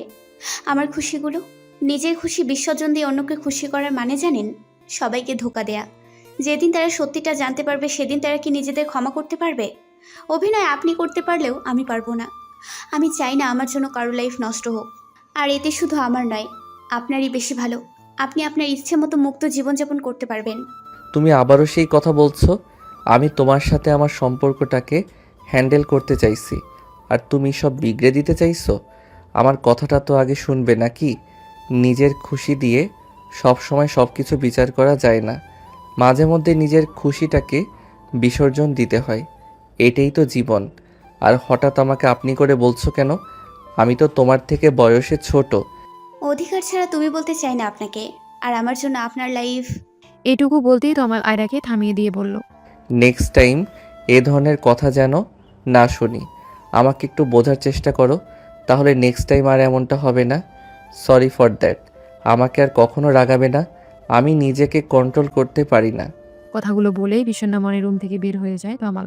আয়রাকে মারাটা ঠিক হয়নি, কিন্তু রাগ কন্ট্রোল করতে পারছিল না তমাল। সবাই কত আশা করে আছে যে তমাল আয়রার খেয়াল রাখবে, আর ওই মেয়েটা 2 লাইন বেশি বোঝে, যার কারণে এমনটা হয়ে গেল। তমালের নিজের উপরেই প্রচুর রাগ হচ্ছে। তমাল চলে যেতেই গালে হাত দিয়ে বসে থাকে আয়রা। তমাল ওর সাথে কেন এমন করছে? না তো ওকে সহজে গ্রহণ করছে, আর না তো বর্জন করতে চাইছে। তমাল আসলে কি চায় বুঝতে পারে না আয়রা। একজন মানুষের এত দ্রুত মুড সুইং হয় কিভাবে তা আয়রার মাথায় আসে না। ঘুমোতে যাওয়ার আগে তমাল ভাবলো যে রিয়ার সাথে একবার কথা বলা উচিত। কাল রাত থেকে একবারও কথা বলেনি। মেয়েটা এতবার ফোন করছে, কিন্তু ফোন ধরে তমাল কি বলবে তাই বুঝতে পারছে না। তারপরেও একটু দ্বিধা নিয়ে রিয়াকে কল করলো। রিয়া কল রিসিভ করে যা বললো তা শোনার জন্য তমাল মোটেও প্রস্তুত ছিল না। বাহ তমাল, বিয়ে করে বউ নিয়ে খুব মজা করছো তাই না? আমাকে একবার জানানোর প্রয়োজন মনে করলে না? অবশ্য আমাকে জানালে তো আর তোমার মনের আশা কখনো পূর্ণ হতো না। রিয়া, তুমি এসব কি বলছো? আমি বিয়ে করেছি এই কথা তুমি কি করে জানলে? কেন, আমাকে জানাতে চেয়েছিলে না নাকি? দুজনের জীবন নষ্ট করার ধান্দায় ছিলে মনে হয়। বাট তোমার সেই আশাটা আর কোনোদিনও পূর্ণ হবে না। আমি সবটা জেনে গেছি। তুমি এতটা নিজ প্রকৃতির ছেলে তা আমার জানা ছিল না। আর তোমার চাচাতো বোনটাও তোমার মতোই ফার্স্ট, যেমন যেমন তেমন তেমন। তোমাদের জুটিটা বাংলাদেশের বেস্ট জুটি হওয়া দরকার ছিল। দুশ্চরিত্র ছেলের জন্য একটা দুশ্চরিত্রা মেয়েই পারফেক্ট। তমাল এবার প্রচুর রেগে যায়, রিয়াকে একটা ধমক দিয়ে বলে, দেখো রিয়া, আমি তোমাকে ঠকাতে চাইনি। আমার কথাটা বোঝার চেষ্টা করো। তুমি আয়রার চরিত্র নিয়ে কেন কথা বলছো? তুমি এসব জানলে কি করে? রাশেদ বলেছে, কাল তো ও নিজে চোখে সব দেখেছে আর নিজে কানে সব শুনেছে। তোমাদের দুজনেরই কাহিনী। ওই রকম মেয়েদের জন্য পুরো নারী জাতির বদনাম হয়ে যায়। অবশ্য মেয়েটাই বা কি করবে তোমাকে দেখে। আর কিছু বলার আগে তমাল রেগে গিয়ে রিয়াকে থামিয়ে দিয়ে বলে, আরেকবার আয়রার চরিত্র নিয়ে কথা বললে আমি ভুলে যাব যে আমি তোমাকে ভালোবাসি। আমার ভাবতেও অবাক লাগছে যে তুমিও আমাকে ভুল বুঝলে। আমি ভেবেছিলাম যে আর কেউ বিশ্বাস করুক বা না করুক, অন্তত তুমি আমাকে বিশ্বাস করবে। তুমি তো জানো আমি কেমন ছেলে, কিন্তু তুমিও অন্য সবার মতোই। কেন, তুমি কি ভেবেছিলে? তুমি একটা মেয়ের সাথে নোংরামি করবে, তারপর কাহিনী করে তাকে বিয়ে করবে, আর আমি তোমাকে সাদরে গ্রহণ করে নেব, এমনটা ভেবেছিলে তাই তো? কিন্তু তোমার সে আশায় গুড়ে বালি। আজকের পর থেকে আমার সাথে যোগাযোগ করার কথা স্বপ্নেও ভাববে না। তোমার মতো ছেলের সাথে কথা বলাও পাপ। কথাগুলো বলেই খট করে কলটা কেটে দেয় রিয়া। রাশেদ জানে যে তমাল কেমন ছেলে, তারপরেও রিয়াকে এইসব কথা কি করে বলতে পারলো। কালকে রাশেদকে বলাই ভুল হয়েছিল, কিন্তু রাশেদ বলল আর রিয়া সেটাই বিশ্বাস করে নিল। এই চিনেছে রিয়া ওকে। ও ভেবেছিল যাকে এত ভালোবাসে সে অন্তত ওকে বুঝবে, কিন্তু রিয়াও ওকে ভুল বুঝল। এতদিন ও কাকে ভালোবেসেছে? ওর ভালোবাসা কি মিথ্যে ছিল? অন্তত আসল ঘটনাটা কি সেটা শুনে তারপর জাজ করতো তমালকে, কিন্তু ও রাশেদের মুখের শোনা কথাটাকেই বেশি গুরুত্ব দিল। রাগটাকে কন্ট্রোল করতে না পেরে হাতের ফোনটাই ছুঁড়ে ফেলে দিল। তা ছাদের উপরে পড়তেই ভেঙে ব্যাটারি আর কভারগুলো ছড়িয়ে ছিটিয়ে পড়লো চারিদিকে। তারপর ভাঙা ফোনটাকে ওখানে ফেলেই রেখে ছাদ থেকে নিজের রুমের দিকে পা বাড়ালো। রাত হলেই সব কথা যেন বেশি করে মনে পড়তে থাকে। এখন যেমন আয়রার ওর বাড়ির কথা মনে পড়ছে খুব। সানিয়ার সাথে করা খুনসুটি, ওর মা বাবার সাথে মজা করা, গ্রামের মুক্ত পরিবেশে ঘুরে বেড়ানো, সব স্মৃতিরা যেন ভিড় করেছে। এসব ভাবতেই চোখের কোণা থেকে কয়েক ফোঁটা জল গড়িয়ে পড়ল। ঘুম যেন আসতেই চাইছে না। তারপর একা রুমে আরো খারাপ লাগছে। অথচ তমালও অনেকক্ষণ হলো কোথায় যেন গেল বের হয়ে। মনে হলো খুব জরুরি কাজ আছে। তমাল রুমে এসে দেখলো যে আয়রা ঘুমিয়ে পড়েছে। রিয়ার সাথে কথা বলে ভীষণ রেগে গেছে। তমাল রুমে এসে আয়রাকে দেখে ওর রাগটা দ্বিগুণ হয়ে গেল। যেই মেয়েটার জন্য ওর জীবনে এত সমস্যা সে আরামে ওর বিছানায় ঘুমোচ্ছে, এটা যেন ওর সহ্য হচ্ছে না। তমাল রুমে এসেছে বুঝতে পেরে আয়রা চোখ খুলে বলল, কোথায় ছিলেন এতক্ষণ? কথাটা বলতে না বলতেই তমাল যেন তেলে বেগুনে চলে উঠল। কেন? তোমাকে সেই কৈফিয়ত দিতে হবে নাকি? আমার জীবনটা তছনছ করে দিয়ে নিশ্চিন্তে ঘুমাচ্ছ, আবার আমার কাছেই কৈফিয়ত চাইছো? তোমাকে মানা করেছি না আমার পার্সোনাল লাইফে একদম ইন্টারফেয়ার করবে না? একটা কথা একবার বললে কানে যায় না? তোমার মুখটা দেখলেই আমার রাগে গা জ্বালা করে। নিজের ওই মুখটা আমার থেকে লুকিয়ে রাখার চেষ্টা করবে। আমি যতক্ষণ রুমে থাকি ততক্ষণ আমার আশেপাশে থাকবে না বেশি। তোমাকে দেখলেই আমার সব কিছু এলোমেলো হয়ে যায়। কথাগুলো বলেই তমাল ব্যালকনিতে চলে গেল। আয়রা বোবার মতো ওর দিকে তাকিয়ে আছে। ও তো শুধু জানতে চেয়েছিল যে এতক্ষণ কোথায় ছিল। এটা জানতে চাওয়াটা কি খুব বড় অপরাধ? আয়রার নিজেরও প্রচুর রাগ। এখানে আসার পর থেকে সবসময় রাগের আগুনটাকে ছাইচাপা দিয়ে রেখেছিল, কিন্তু এখন আর যেন তা চাপা থাকতে চাইছে না। তারপরেও আয়রা অনেক কষ্টে নিজেকে কন্ট্রোল করার চেষ্টা করে চোখ বন্ধ করে শুয়ে পড়ল। একটু পরেই তমাল এসে ওর পাশে শুয়ে পড়ল। আয়রা আর একটা কথাও বলছে না। তমাল আয়রাকে বকা দেওয়ার পর নিজেই আবার উত্তপ্ত হয়। রিয়ার রাগগুলো সব আয়রার উপর ছাপিয়ে দিয়ে যেন ওর রাগটা অনেকটা কমে গেছে। তাই আয়রার সাথে কিছুটা স্বাভাবিক হওয়ার জন্য বলল, তোমাকে আমি আবারও বলছি, আমার রাগ হয়ে এমন কোনো কাজ করবে না। আমি নিজের রাগটাকে কন্ট্রোল করতে পারি না। তারপরও এটুকু বলেই থেমে যায় তমাল, কারণ এখন আয়রা এমন কিছুই করেনি যার কারণে ও আয়রাকে এত কথা শোনালো। তমালের এই স্বাভাবিক আচরণে আয়রা রাগটা কমার বদলে আরো বেড়ে গেল। ও তমালের দিকে ঘুরে বলতে লাগলো, আমাকে আপনার কি মনে হয় বলুন তো? একটা পুতুল? আমাকে করুণা করে বিয়ে করেছেন, থাকতে দিচ্ছেন, তাই বলে কি আমি আপনার কেনা গোলাম হয়ে গেছি? যখন ইচ্ছে হবে ভালো ব্যবহার করবেন, যখন ইচ্ছে হবে খারাপ ব্যবহার করবেন। আমি কি মানুষ না নাকি? দুঃখ কষ্ট আমারও আছে। আপনি বারবার আপনার জীবন তছনছ করার কথা বলছেন। আচ্ছা, আমি আপনার কি তছনছ করেছি বলতে পারবেন? আমি আপনার পরিবার থেকে আপনাকে আলাদা করে দিয়েছি, নাকি আপনার... এটুকু বলতেই তমাল নিজের রাগকে কন্ট্রোল করে বলল, তুমি এখনো বুঝতে পারছো না তুমি কি তছনছ করেছো, নাকি না বোঝার নাটক করছো? আমি রিয়াকে ভালোবাসতাম, শুনেছো এবার? আমি শুধু রিয়াকেই বিয়ে করতে চেয়েছিলাম, কিন্তু শুধুমাত্র তোমার জন্য রিয়াও আমাকে ভুল বুঝলো। অন্য সবাই আমাকে ভুল বুঝেছে। এতে আমি যতটা না কষ্ট পেয়েছি তার চেয়ে 1000 গুণ বেশি কষ্ট পেয়েছি আমি রিয়ার ব্যবহারে। ও আমাকে ভুল বুঝেছে। বুঝতে পারছো তুমি ব্যাপারটা? আয়রা তমালের মুখে রিয়ার নাম শুনে যেন আকাশ থেকে পড়ল। ওর বুকের ভেতরটা যেন দুমড়ে মুচড়ে যাচ্ছে। তমাল ওকে পছন্দ করে না সেটাও মেনে নিয়েছিল, কিন্তু অন্য একটা মেয়ের জন্য ও আয়রাকে এতগুলো কথা শোনাচ্ছে এটাও কিছুতেই মেনে নিতে পারছে না। ওর মন চাইছে এক্ষুনি ছুটে গ্রামে চলে যেতে। যা হওয়ার হবে। ওখানে রিমন্ত বাইরে গেলে শুধু বিরক্ত করে, কিন্তু এখানে ঘরের মধ্যেই ও যে মানসিক চাপের শিকার হচ্ছে। না পারছে কাউকে বলতে, আর না পারছে এসব আর সহ্য করতে। রুমের বাইরে ওর চাচির কালো মুখ সহ্য করে আবার রুমের ভেতরে তমালের তিক্ততা ও আর নিতে পারছে না। আমাকে মাফ করবেন যে আমি না জেনে শুনে আপনার ভালোবাসার মাঝে ফাটল ধরিয়েছি। আমি না থাকলেই যদি আপনার সব সমস্যার সমাধান হয়ে যায়, তাহলে আমি আর সেটা বাড়াতে চাই না। আপনি কালকে যদি একবার আমাকে এই কথাটা জানাতেন যে আপনি অন্য কাউকে ভালোবাসেন, তাহলে আমি কখনোই আপনাকে বিয়ে করার জন্য রাজি হতাম না। আর বড় আব্বুর কথা রাখতে, না হলে তো আমি...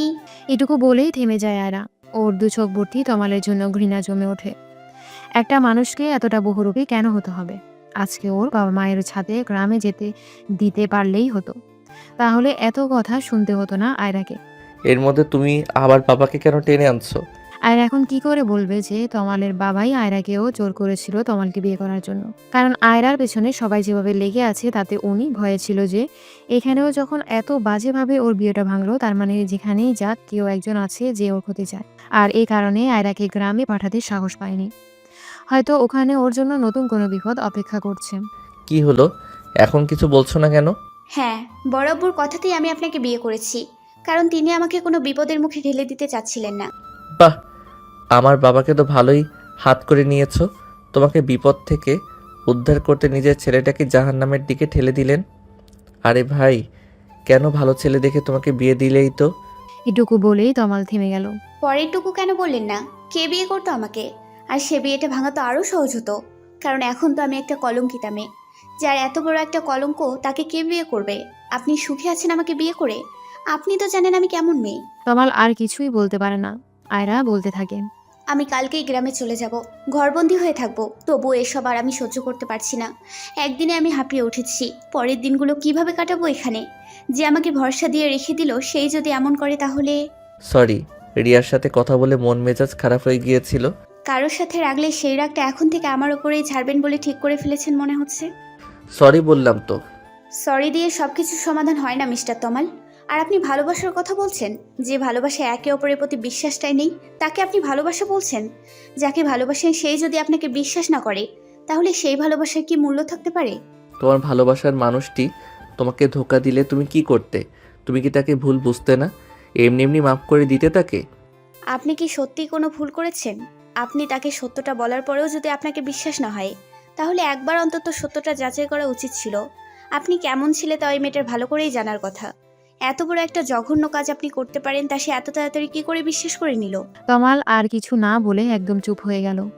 সকালে ঘুম থেকে উঠে আয়রা ওর চাচির সাথে নাস্তা বানাচ্ছে। ওর চাচি ওর সাথে একটা কথাও বলছে না। আয়রা ব্যাপারটা হজম করার চেষ্টা করছে। তোরই নাস্তা করে কলেজে চলে গেছে। নিজের রুমে একা একা দম বন্ধ হয়ে আসছে আয়রার। বিয়ের আগে সারাদিন ওর চাচির আশেপাশেই থাকতো, সময় কেটে যেত। কিন্তু এই বিয়েটা যেন ওর জীবনে অমানিসায় হয়ে ঘিরে ধরেছে। দুপুরেও চুপচাপ তমালের মায়ের সাথে আয়রা রান্নাবান্না করলো। তারপর নামাজ কালাম পড়ে তোরির সাথে দুপুরের খাবার খেলো। তরি দুপুরের দিকে কলেজ থেকে ফেরায় আয়রা যেন দেহে প্রাণ ফিরে পেল। তরির সাথে কথা বললে আয়রার নিজেকে একটু হালকা মনে হয়, ভালো লাগা কাজ করে। তমালও আজ সকালে ওর সাথে একটা কথাও বলেনি। ওর চাচা অবশ্য ওর চাচিকে বারবার সাবধান করে দিয়ে গেছে যেন আয়রার সাথে কোনো ঝামেলা না করে। আয়রা বুঝতে পারছে না যে এভাবে আর কতদিন চলবে। একদিনেই ও অতিষ্ঠ হয়ে উঠেছে। এভাবে চলতে থাকলে ও পুরোপুরি পাগল হয়ে যাবে। তমাল ফোনে আর সিম দুইটাই চেঞ্জ করেছে। নতুন সিম থেকে রিয়াকে আরও একবার কল করেছিল, দেখা করে সবটা বলার জন্য, কিন্তু রিয়া ওর কোনো কথা না শুনেই কল কেটে দিয়েছে। তমালের সাথে ও আর কথা বলতে চায় না, এটাই স্বাভাবিক। একদিক দিয়ে দেখতে গেলে তমাল তো রিয়াকে ধোকা দিয়েছে, আর একজন ধোকাবাজের সাথে কেই বা সম্পর্ক রাখতে চায়, তার উপর ও আবার বিবাহিত। আয়রাকে দেখলেই তমালের রিয়ার কথা মনে পড়ে যায়, রাগ উঠে যায়, কিন্তু অনেক কষ্টে রাগগুলোকে কন্ট্রোল করে। আয়রাও নিজেকে যথাসম্ভব তমালের থেকে দূরে রাখার চেষ্টা করে। তুষার সেই সকালে নাস্তা করে বের হয় আর অনেক রাতে বাসায় ফিরে। আয়রার বিষণ্ণ মুখটা ও দেখতে পারে না। ও বুঝতে পারে যে আয়রা তমালের সাথে সুখে নেই, তারপরেও কিছু করতে পারে না। সবাই জানে যে পরিস্থিতির মুখে পড়ে তুষার আয়রাকে বিয়ে করতে চেয়েছিল। কেউ যদি এটা জানতে পারে যে তুষার আয়রাকে পছন্দ করতো, তাহলে ব্যাপারটা আয়রার জন্য আরও জটিল হয়ে যাবে। এভাবেই কেটে যায় 2 মাস। আয়রা, তমাল আর তুষারের জন্য এই 2 মাস যেন 2 বছরের মতো। আয়রা এখনো জানতে পারেনি যে ওর বিয়ে ভাঙার পেছনে কে ছিল। এর মধ্যে তমালকে একবার জিজ্ঞেস করেছিল, ও কিছুই জানায়নি। রিয়া বিয়ে করে নিয়েছে, স্বামীর সাথে প্রতিদিন ছবি আপলোড দেয়, যা তমালকে আরও জ্বালিয়ে পুড়িয়ে শেষ করে দিচ্ছে। রিয়ার সাথে কথা বলার পর থেকে তমাল আর রাশেদের সাথে কথা বলেনি। আজ কি মনে করে রাশেদের অফিসে চলে গেল দেখা করতে। তমালকে দেখি রাশেদ হাসি মুখে বলল, কি ব্যাপার, বিবাহিত জীবন কেমন যাচ্ছে? তমাল রাশেদের সামনের চেয়ারে বসে কোমল সুরে বলল, তুই এমনটা কেন করলি? কেন মিথ্যা বললি? কারণ আমি রিয়াকে ভালোবাসতাম। আমার আর রিয়ার মাঝখানে তুই চলে এসেছিলি। আমি প্রপোজ করার আগেই তুই ওকে প্রপোজ করে দিস, আর রিয়াও রাজি হয়ে যায়। এর আগে অনেক চেষ্টা করেছি তোদের ব্রেকআপ করানোর জন্য, কিন্তু পারিনি। এইবার এমন জাল দিলাম, সাপও মরল আর লাঠিও ভাঙল না। শুধু রিয়াকেই নয়, সবাইকে মিথ্যাটা আমিই বলেছিলাম, চালটা যে এভাবে কাজে লেগে যাবে বুঝতেই পারিনি। তুই রিয়াকে পাওয়ার আর কোনো সুযোগই রাখলাম না। এখন রিয়া সত্যিটা জেনেও কোনো লাভ নেই। তুই বিবাহিত আর রিয়াও। আমি রিয়াকে পাইনি, তোকেও পেতে দিলাম না। ওর কথা শুনে তমালের প্রচণ্ড রাগ হতে লাগলো। যাকে ও নিজের ভাইয়ের মতো ভাবে সেও ওকে এতটা ঘৃণা করে। ও কখনো কল্পনাও করতে পারেনি যে রাশেদ রিয়ার জন্য ওর সাথে এমনটা করবে। তার মানে এসবের পেছনে রাশেদ ছিল। ওর আর রিয়ার কারণে আয়রার জীবনটা নষ্ট হয়ে গেল। আর ও নিজের জীবনের জন্য আয়রাকেই দোষারোপ করে যাচ্ছিল। আয়রা সত্যিটা জানতে পারলে কি ওকে ক্ষমা করবে? কিন্তু এতে তো ওর কোনো হাত নেই। রাশেদের কথা শুনে খেপে গিয়ে তমাল ওকে মারার জন্য হাত তুলল, কিন্তু রাশেদ তমালের হাতটা খপ করে ধরে ফেলল। তারপর আস্তে আস্তে ওর কানের কাছে মুখ নিয়ে বলল, আমাকে মারলেই কি সবকিছু ঠিক হয়ে যাবে? রিয়াকে তো আর পাবি না। তবে যাকে পেয়েছিস সে তো রিয়ার চেয়ে সুন্দরী। তোর ভাগ্য খুলে দিয়েছি আমি। ওরকম রূপবতী বউ কয়জনের কপালে জড়িয়ে বল। তমাল নিজের রাগটাকে কন্ট্রোল করে বলল, আয়রার সম্পর্কের একটা কথা বলবি না। তোর মতো মানুষের মুখে ওর মতো নিষ্পাপ মেয়ের নাম মানায় না। রাশেদ মুচকি এসে বলল, বাহ, বউকে অনেক ভালোবাসিস মনে হচ্ছে। তাহলে তো রিয়ার কথা এতদিনে ভুলে যাওয়ার কথা। আমি তো ভাবলাম যে আমাকে থ্যাঙ্কস দিতে এসেছিস। ওপ সরি, তুই তো এর আগে জানতেই না যে এসব কিছুর পেছনে আমিই ছিলাম। এখন সত্যিটা লুকিয়ে কোনো লাভ নেই, তাই বলে দিলাম। আমার যে কি আনন্দ লাগছে। তুই আমাকে কখনো বন্ধু ভাবিসনি, তাই না?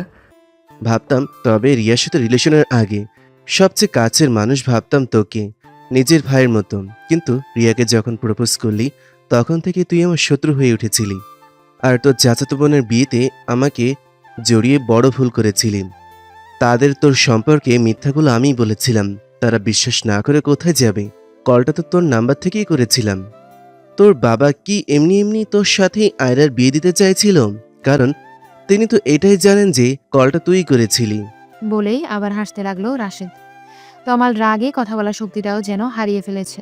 নিজের হাতটা মুঠো করে জোরে করে রাশেদের টেবিলে মারতেই টেবিলের উপরের কাঁচটা টুকরো হয়ে গেল, আর তমালের হাতের মধ্যেও কাঁচ কয়েক টুকরো বিঁধে গেল। ওই অবস্থাতেই তমাল রাশেদের অফিস থেকে বের হয়ে এলো, আর শেষ একটা কথাই বলল, কাজটা তুই মোটেও ঠিক করিসনি রাশেদ। এই পাপের শাস্তি তোকে পেতেই হবে।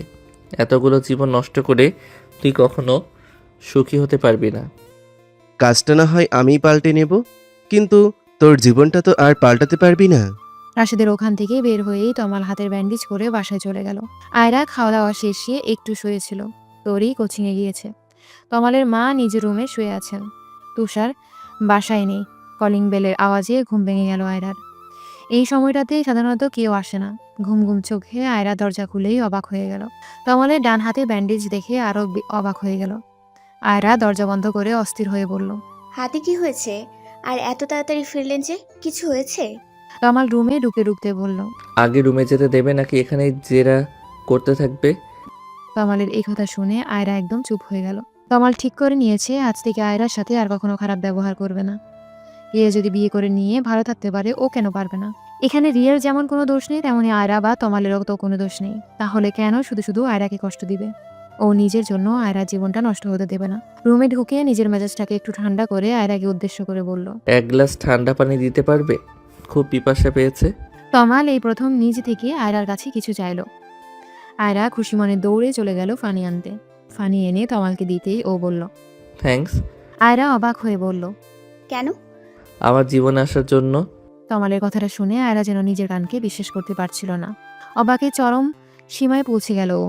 নিজের কপালে হাত দিয়ে দেখতে লাগলো যে ও কোনো ঘোরের মধ্যে আছে কিনা, ও অসুস্থ কিনা। কিন্তু ও পুরোপুরি ঠিক আছে বুঝতে পেরে ধপ করে বিছানার উপর বসে পড়ল।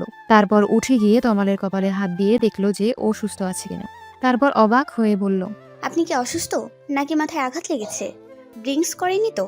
কি হয়েছে আপনার? আপনি ঠিক আছেন তো? তমাল আয়রাকে এই প্রথম নিজের বুকে টেনে নিল। তুমি এত অস্থির কেন হচ্ছ? আমি ঠিক আছি। আমি সজ্ঞানে এই কথাটা বলেছি। সত্যি আমি ধন্য যে তোমার মতো কাউকে আমার জীবনে পেয়েছি। আমার জন্য তোমার অনেক কষ্ট কেটেছে এই কয়দিন। আমি আর তোমাকে কষ্ট দিতে চাই না। তমালের হৃদস্পন্দন স্পষ্ট শুনতে পাচ্ছে আয়রা। খুশিতে যেন আত্মহারা হয়ে গেছে ও। চোখের কোণ বেয়ে এক ফোঁটা সুখের নোনা জল গড়িয়ে পড়ল। তবে তমালের এই আকস্মিক পরিবর্তনে কিছুটা ভয়ও আছে আয়রা। তমাল কি সত্যি রিয়াকে ভুলে ওকে আপন করে নিয়েছে, নাকি ওর মুড সুইং এর জন্য এমনটা করেছে? দেখা যাবে। এখন নিজেই বুকে টেনে নিচ্ছে, একটু পরেই আবার ওকে ছুঁড়ে ফেলে দিবে। এসব কথা মনে হতেই তমালের বুক থেকে যেন ছিটকে পড়লো আয়রা। আয়রার এমন করায় তমালের হাতে আঘাত লাগলো আর ও ব্যথা পেয়ে পড়ল। কি করছো? হাতে লাগছে তো। আয়রা তমালের হাতটা নিজের হাতের মুঠির মধ্যে নিয়ে বলল, সরি, আমি বুঝতে পারিনি। আসলে আপনার এমন ব্যবহার দেখে আমি নিজেকে সামলাতে পারিনি। তমাল মুচকি হেসে বলল, হাতে কি হয়েছে তা শুনবে না? নাকি আমার কোনো কিছু নিয়ে তোমার কোনো মাথা ব্যথাই নেই?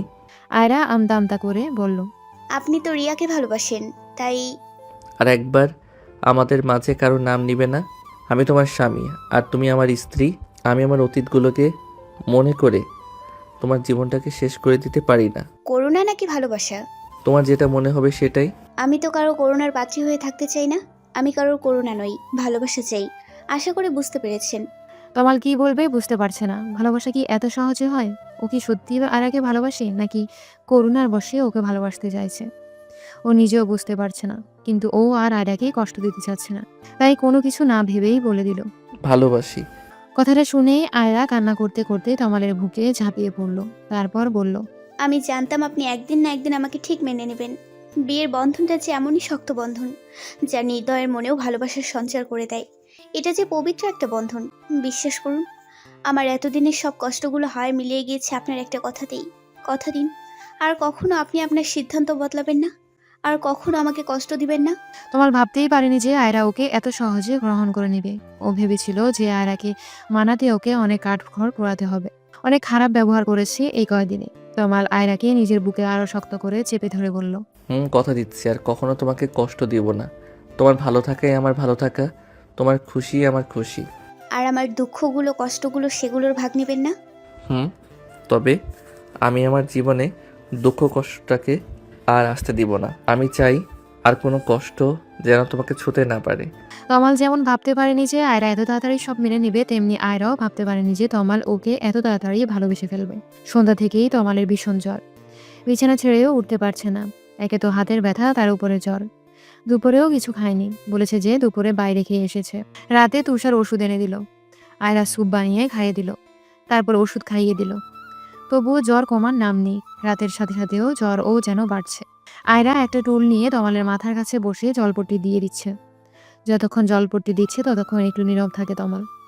জলপট্টি দেওয়া বন্ধ করলেই তমাল ছটপট করতে থাকে। আয়রা নিজের ঘুম বাদ দিয়ে তমালের কপালে জলপট্টি দিয়ে যাচ্ছে। বারবার ঘুমে ঢুলে পড়ছে আয়রা, তারপরও রাত জেগে তমালের সেবা করে যাচ্ছে। জ্বরে তমালের যেন কোনো হুঁশ নেই, মরার মতো পড়ে আছে। মাঝরাতের দিকে তমালের হুঁশ ফিরে। জ্বরটা কিছুটা কমেছে, তবে শরীরটা ভীষণ দুর্বল। উঠে বসার মতো শক্তিটুকুও যেন নেই। ও দেখে যে ওর পাশে বিছানার উপর হাতের উপর মাথাটা দিয়ে ঘুমিয়ে আছে আয়রা। আয়রার মুখটা আজ ভালো করে খেয়াল করে তমাল। কি যেন এক মায়ায় আচ্ছন্ন হয়ে আছে আয়রার মুখটা, যা তমালকে বারবার আকর্ষণ করছে। এতদিন এই মায়ায় কেন পড়েনি তমাল? নাকি প্রতিদিন আয়রাকে কখনো ভালো করে দেখিয়েনি? তমাল বিছানা থেকে নামতে গিয়ে আবার বিছানার উপর বসে পড়ে। শরীরটা যেন উঠতে সায় দিচ্ছে না। আয়রাকে ডাকতে গিয়েও ডাকল না তমাল। পুরোপুরি হুঁশ না থাকলেও তমাল এটা বুঝতে পেরেছে যে আয়রা নিজের ঘুম বাদ দিয়ে সারা রাত ওর সেবা করেছে। আয়রার কপালের উপর থেকে চুলগুলো সরাতেই তমালের হাতের স্পর্শ পেয়ে ঘুম ভেঙে যায় আয়রার। আয়রা এক লাফে টুল থেকে উঠে পড়ে। তারপর তমালের সামনে গিয়ে ওর কপালে হাত দিয়ে দেখে যে ওর জ্বর অনেকটা কমে গেছে। তমাল হেসে ফেলে, তারপর বলে, আমি ঠিক আছি। বিছানায় শোয়া বাদ দিয়ে তুমি টুলের উপরে কেন ঘুমাচ্ছিলে? আয়রা তমালের কপাল থেকে হাত সরিয়ে নিয়ে বলতে থাকে, না মানে কখন ঘুমিয়ে পড়েছি বুঝতে পারিনি। আপনার এখন কেমন লাগছে? বিছানা থেকে উঠলেন কেন? আমার এখন একটু ভালো লাগছে। বউয়ের সেবায় স্বামী সুস্থ না হয়ে পারে? আমি তো ভাবলাম যে ভয়ে তুমি আমার পাশে ঘুমাওনি।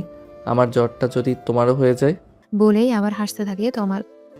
আয়রা লাজুক একটা হাসি দিয়ে বলে, জ্বর কি ছোঁয়াচে রোগ নাকি যে আপনার পাশে থাকলে আমারও হয়ে যাবে? আর সেই ভয় থাকলে রাত জেগে কি আর আপনার সেবা করতাম নাকি? জ্বর হলে কি মানুষ মারা যায় নাকি? সামান্য জ্বরেই যদি তুমি এত সেবা যত্ন করো, তাহলে বড় কোনো অসুখ হলে তো আর সেবা করতে চাইবে না। সব সেবা এখনই দিয়ে দিবে মনে হচ্ছে। আপনি এত রাতে বিছানা থেকে উঠেছেন কেন? দেখেছো, তোমার সাথে কথা বলতে গিয়ে বাথরুমে যাওয়ার কথাও ভুলে গেছি। এই সাহায্যটা আশা করি করবে। চলুন, আমি নিয়ে যাচ্ছি। বলেই আয়রা তমালের হাতটা ধরে বাথরুমের ভিতরে নিয়ে যায়। তারপর ও বের হয়ে আসে আর ভাবতে থাকে যে তমাল সত্যি একা যেতে পারছিল না নাকি ইচ্ছে করে ওকে নিয়ে যেতে বলল।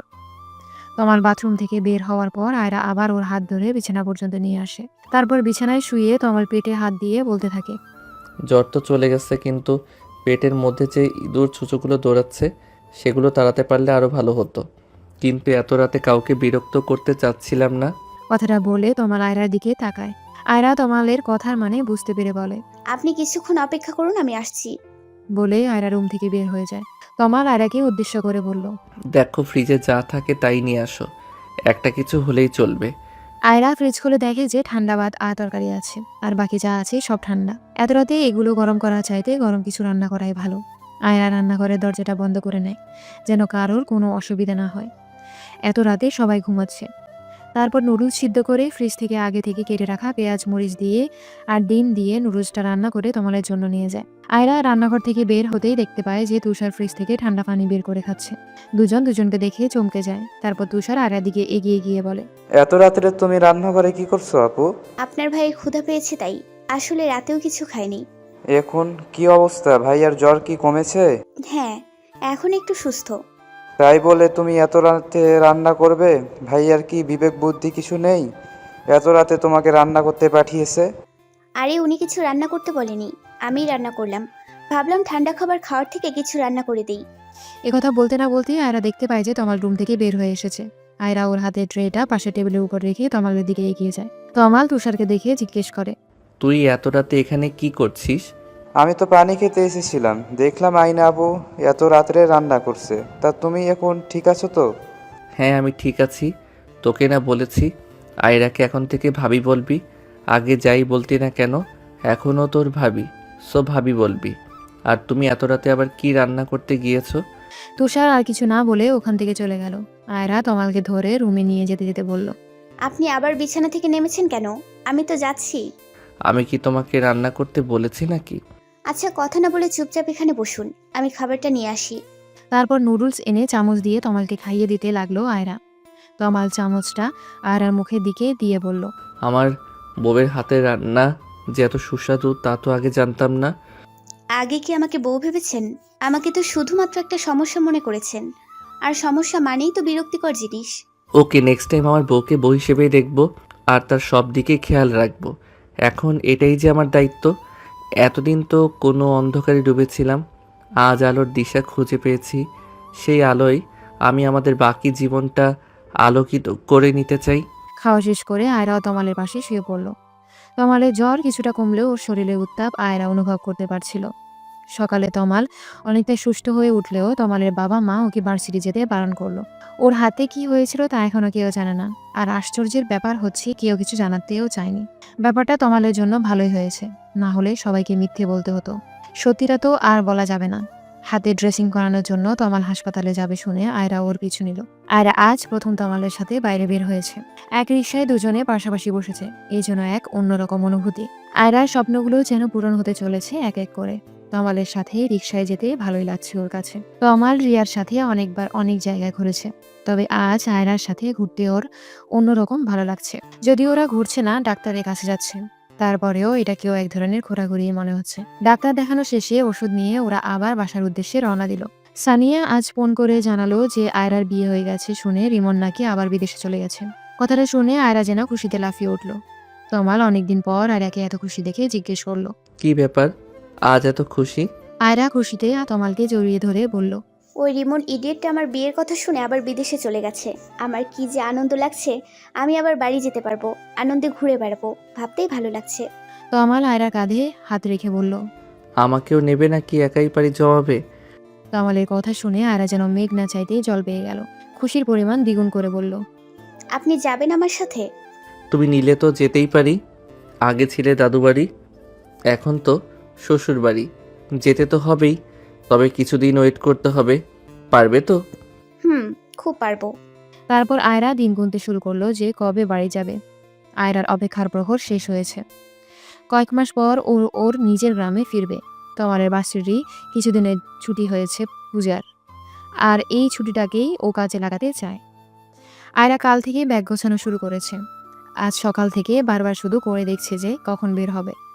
তমালের মায়ের মনটা কিছুটা খারাপ। উনি ভেবেছিলেন যে তমাল হয়তো আয়রাকে মেনে নিতে পারবে না, কিন্তু এখন দুজনকে একসাথে দেখে কিছুটা মন খারাপ হলেও নিজের ছেলের হাসি মুখ দেখে সব ভুলে গেছেন। উনি তো এটাই চেয়েছিলেন যে তমাল খুশি থাকুক। আয়রার সাথেই যদি তমাল খুশি থাকে তাতে ক্ষতি কি? আয়রা ভেবেছিল যে তমালের মা গুমরামুখ হয়ে ওদের বিদায় দিবে, কিন্তু বের হওয়ার একটু আগে তমালের মা আয়রাকে ডেকে পাঠালো। তারপর আয়রার হাত দুটি ধরে বলতে লাগলো, আয়রা, তুই আমাকে ক্ষমা করে দিস। নিজের চাচি হয়েও তোকে অনেক কষ্ট দিয়েছি, কিন্তু তুই আমার কত খেয়াল রেখেছিস। আমার পরিবারের জন্য তোর মতো মেয়েই ঠিক। আমার সংসার পরিবার সব কি সুন্দর করে গুছিয়ে ফেলেছিস এই কয়দিনে। আমি আসলে তমালের বিষণ্ণতাকে মেনে নিতে পারছিলাম না। আমি ওর জন্যই তোকে দেখতে পারতাম না। আমি বুঝতে পারিনি যে একটা ভালো বউ হলে ভালোবাসা দিয়ে সে সব কিছু জয় করে নিতে পারে। এখন আমার তুষারের জন্য এমন লক্ষ্যে একটা মেয়ে পেলেই হবে। এটুকু বলতেই উনি কান্না করে দিলেন। আয়রা ওর শাশুড়ির হাতে হাত রেখে বলতে লাগলো, চাচি আপনার জায়গায় অন্য কেউ হলেও হয়তো একই কাজ করত। সব মায়েরাই চায় যে তার সন্তান সুখে থাকুক, আপনিও তাই চেয়েছিলেন, এতে দোষের কিছু নেই। আর আমি কষ্ট পেয়েছি ঠিক, তবে আপনি তো আমার উপর কোনো অত্যাচার করেননি। আর এই কয়েকদিনে জমিয়ে রাখা কথাগুলো না হয় আমার সারা জীবন ধরে চালিয়ে যাব। এখনো চাচি মা বলবি না? আমার তো এখন দুইটা মেয়ে, তোরই আর তুই। আর এই গয়নাগুলো রাখ, এগুলো তমালের বইয়ের জন্য গড়িয়ে রেখেছিলাম, এতদিন দেইনি, তবে আজ সময় এসেছে এগুলো তার প্রকৃত হকদারের কাছে পৌঁছানোর। আয়রা ওর শাশুড়ির হাত থেকে গয়নাগুলো নিতে নিতে বলল, এগুলোর কি দরকার ছিল? আপনাদের ভালোবাসাই আমার কাছে যথেষ্ট। একটা মেয়ের কাছে তার পরিবারের ভালোবাসা চাইতে বড় আর কি হতে পারে মা?